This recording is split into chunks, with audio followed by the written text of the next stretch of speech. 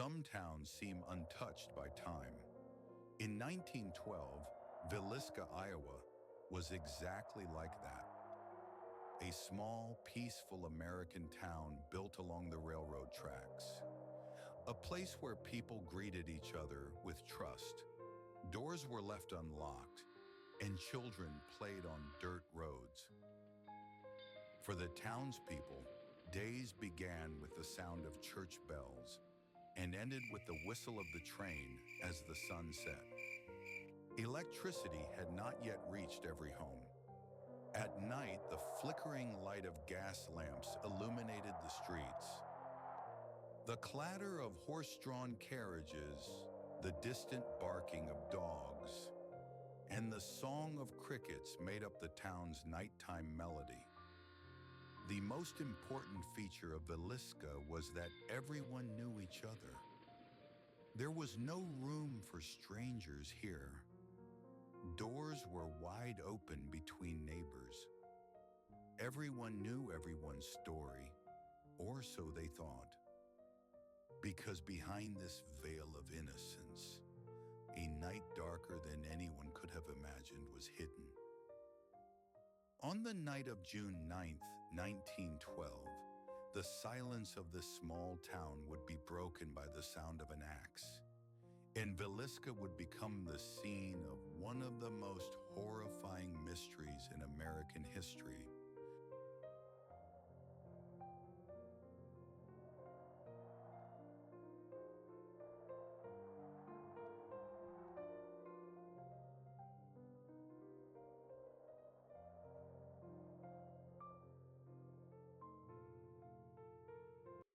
One of the families living in the heart of Villisca was the Moore family.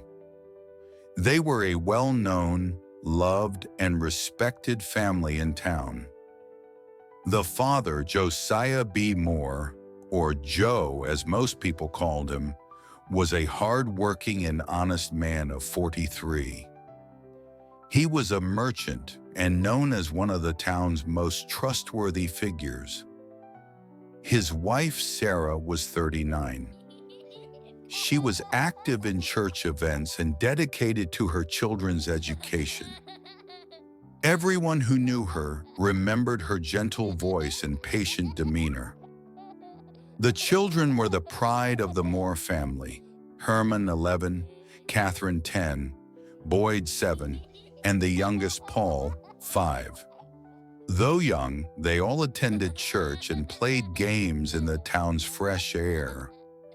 Their joyful laughter echoed within the walls of their home and brought smiles to their neighbors' faces. The Moore's house wasn't large, but it was warm and tidy. The living room and a guest room were on the ground floor, while the parents' and children's bedrooms were upstairs. Everything in the house was as it should be. Nothing more, nothing less. Just an ordinary, peaceful life. In June 1912, a sleepover was planned in this peaceful home. The Moore children's friends, sisters Lena, 12, and Ina, 8 Stillinger, were going to stay with the Moores after a church event on Sunday. It was an ordinary visit for the family, but an exciting adventure for the children. No one knew this would be the last night for the 2 little girls. Sunday afternoon's church event had ended, and the Moore children and the Stillinger sisters had returned home for dinner. The house, which had been filled with joy throughout the day, grew heavy with silence as the evening wore on. Lena and Ina were settled in the downstairs guest room, while the other children had gone to their own rooms upstairs.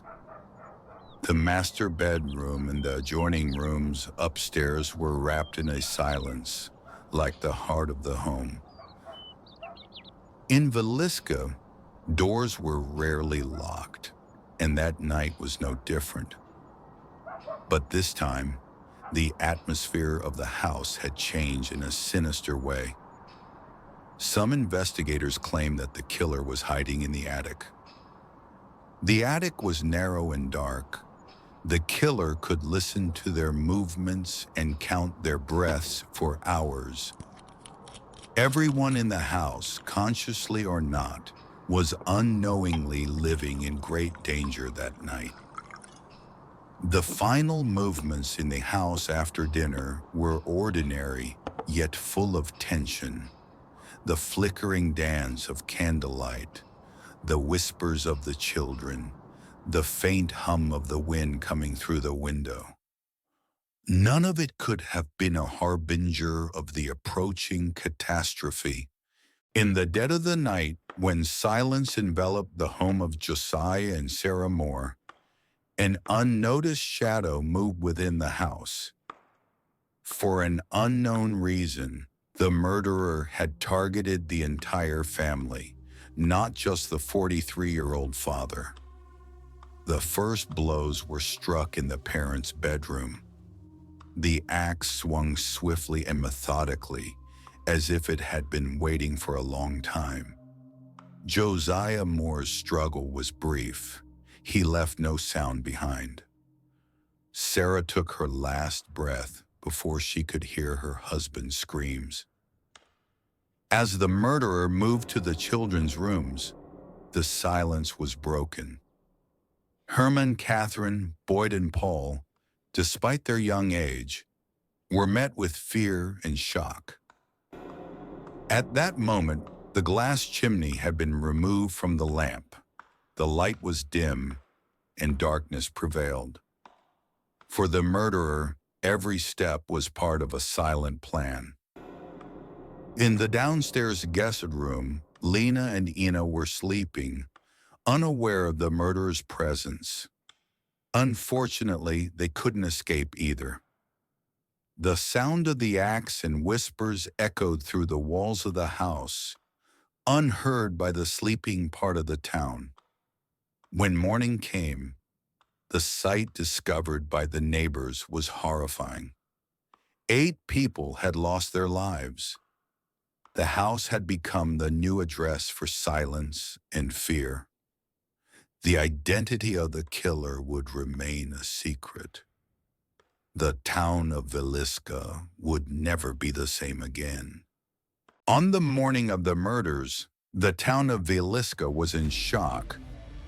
The house where 8 people had lost their lives held not only silence, but also fear. The police investigation began immediately.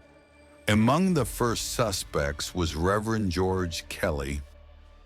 Known for his strange behavior in town, Kelly had occasionally met with the Moore family.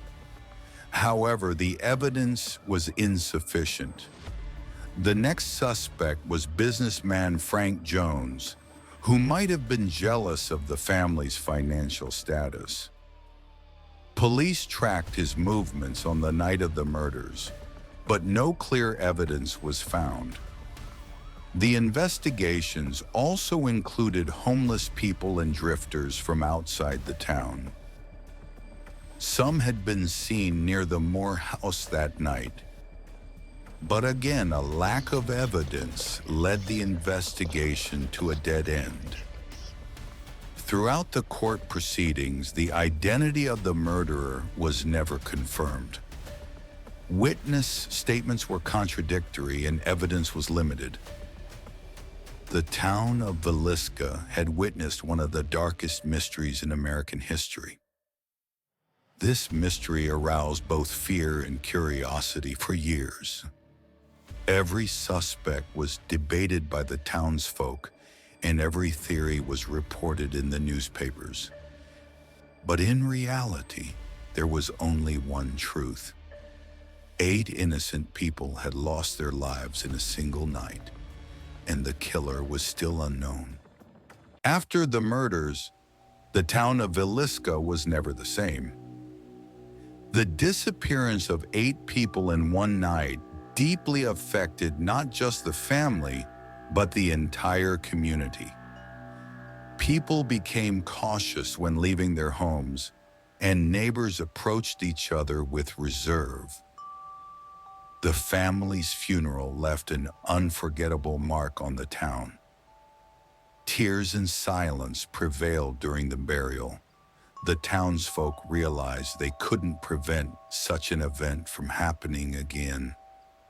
The house became not just a physical structure, but a symbol of trauma. For years, people in the town felt uneasy walking past the house at night.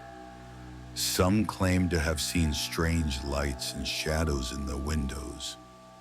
It was sometimes said that doors opened and closed on their own, and whispers could be heard.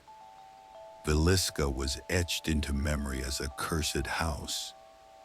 This curse was not limited to the location.